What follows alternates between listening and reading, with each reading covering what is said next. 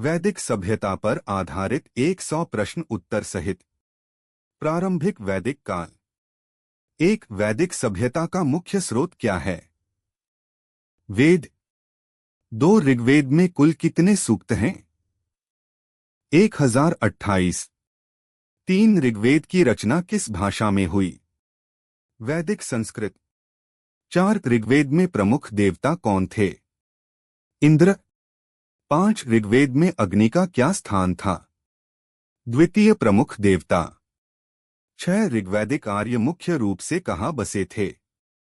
सप्तसिंधु प्रदेश। 7 सप्तसिंधु में कौन सी नदियां शामिल थीं? सिंधु और उसकी 5 सहायक नदियां। 8 ऋग्वेद में पुर शब्द का अर्थ क्या है? किला या नगर। 9 ऋग्वैदिक समाज की मूल इकाई क्या थी? परिवार। 10 ऋग्वैदिक समाज किस प्रकार का था? पितृसत्तात्मक। 11 ऋग्वेद में वर्ण व्यवस्था कितनी विकसित थी? प्रारंभिक अवस्था में। 12 ऋग्वेद में उल्लिखित 4 वर्ण कौन से हैं? ब्राह्मण, क्षत्रिय, वैश्य, शूद्र। 13 ऋग्वेद में शूद्रों की स्थिति कैसी थी? समान अधिकार नहीं थे। 14 ऋग्वैदिक आर्यों का मुख्य व्यवसाय क्या था? पशुपालन। 15 ऋग्वेद में गाय को क्या कहा गया है? अघन्या। 16 ऋग्वेद में युद्ध का प्रमुख कारण क्या था? गायों की प्राप्ति। 17 ऋग्वेद में सभा और समिति क्या थीं? राजनीतिक संस्थाएं। 18 ऋग्वेद में राजा को क्या कहा गया है? राजन। 19 ऋग्वैदिक काल में कर को क्या कहा जाता था? बलि। 20 ऋग्वेद में स्त्रियों की स्थिति कैसी थी? सम्मानजनक। उत्तर वैदिक काल। 21 उत्तर वैदिक काल का समय क्या माना जाता है? लगभग 1000 ईपू। 22 उत्तर वैदिक काल का प्रमुख स्रोत क्या है? यजुर्वेद, सामवेद, अथर्ववेद। 23 उत्तर वैदिक काल में आर्य कहाँ तक फैल गए? गंगा यमुना दोआब। 24 उत्तर वैदिक काल में मुख्य व्यवसाय क्या हो गया? कृषि। 25 हल का प्रयोग किस काल में बढ़ा? उत्तर वैदिक काल। 26 उत्तर वैदिक काल में भूमि का महत्व क्यों बढ़ा? कृषि विस्तार के कारण। 27 उत्तर वैदिक काल में वर्ण व्यवस्था कैसी हो गई? कठोर। 28 ब्राह्मणों की स्थिति कैसी हो गई? सर्वोच्च। 29 उत्तर वैदिक काल में शूद्रों की स्थिति कैसी थी? निम्न। 30 गोत्र प्रथा का विकास किस काल में हुआ? उत्तर वैदिक काल। 31 आश्रम व्यवस्था में कितने आश्रम थे? 4। 32 4 आश्रमों के नाम क्या हैं? ब्रह्मचर्य, गृहस्थ, वानप्रस्थ, संन्यास। 33 उत्तर वैदिक काल में प्रमुख राजतंत्र कौन सा था? राजतंत्र। 34 राजा की शक्ति किससे सीमित होती थी? धर्म और सभाओं से। 35 राजसूय यज्ञ का उद्देश्य क्या था? राजा की सर्वोच्चता। 36 अश्वमेध यज्ञ किससे संबंधित था? साम्राज्य विस्तार। 37 वाजपेयी यज्ञ किससे संबंधित था? राजा की शक्ति वृद्धि। 38 उत्तर वैदिक काल में नगरों का विकास हुआ या नहीं? हाँ। 39 उत्तर वैदिक काल में लोहे का प्रयोग हुआ या नहीं? हाँ। 40 उत्तर वैदिक काल में शिक्षा का माध्यम क्या था? गुरुकुल। धार्मिक जीवन।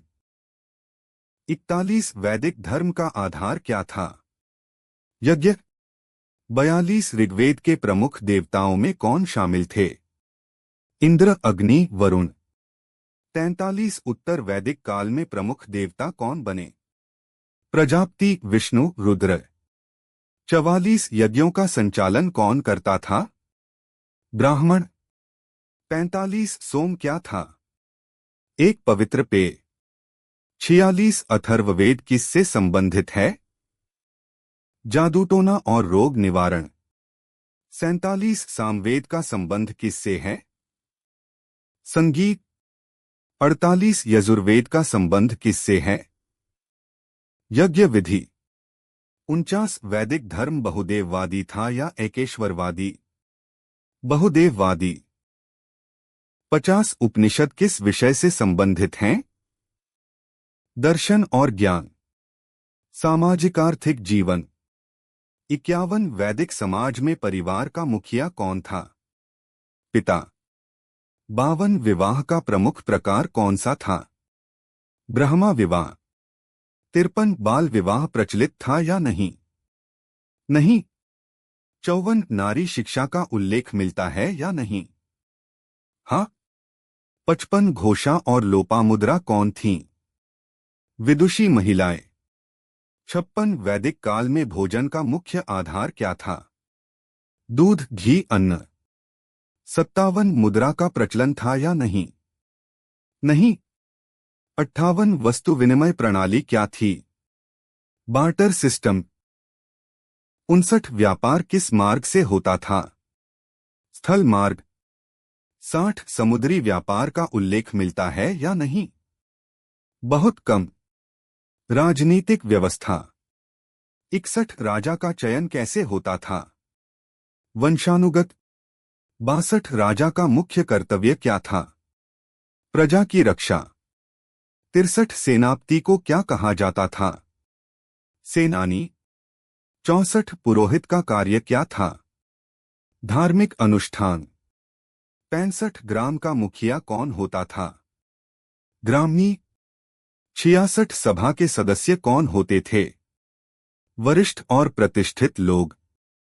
67 समिति में कौन भाग ले सकता था? सामान्य लोग। 68 कर अनिवार्य था या स्वैच्छिक? स्वैच्छिक। 69 राजा को दंड देने का अधिकार था या नहीं? हाँ।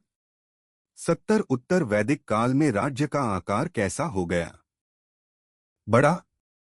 71 कला, शिक्षा और विज्ञान। शिक्षा का उद्देश्य क्या था? चरित्र निर्माण। 72 शिक्षा मौखिक थी या लिखित? मौखिक। 73 विद्यार्थी को क्या कहा जाता था? ब्रह्मचारी। 74 गुरु शिष्य संबंध कैसा था? घनिष्ठ। 75 वैदिक काल में गणित का ज्ञान था या नहीं? हाँ। 76 ज्योतिष का विकास किस काल में हुआ? वैदिक काल। 77 आयुर्वेद का उल्लेख किस वेद में है? अथर्ववेद। 78 धातु विज्ञान का ज्ञान था या नहीं? हाँ। 79 लोहे को क्या कहा जाता था? कृष्ण अयस। 80 कला का मुख्य रूप क्या था? यज्ञ और संगीत। अन्य महत्वपूर्ण प्रश्न। 81 वैदिक सभ्यता ग्रामीण थी या नगरीय? प्रारंभ में ग्रामीण। 82 गोत्र प्रथा का उद्देश्य क्या था? विवाह निषेध। 83 उत्तर वैदिक काल में दास प्रथा थी या नहीं? सीमित रूप में। 84 वैदिक काल में पशु बलि होती थी या नहीं?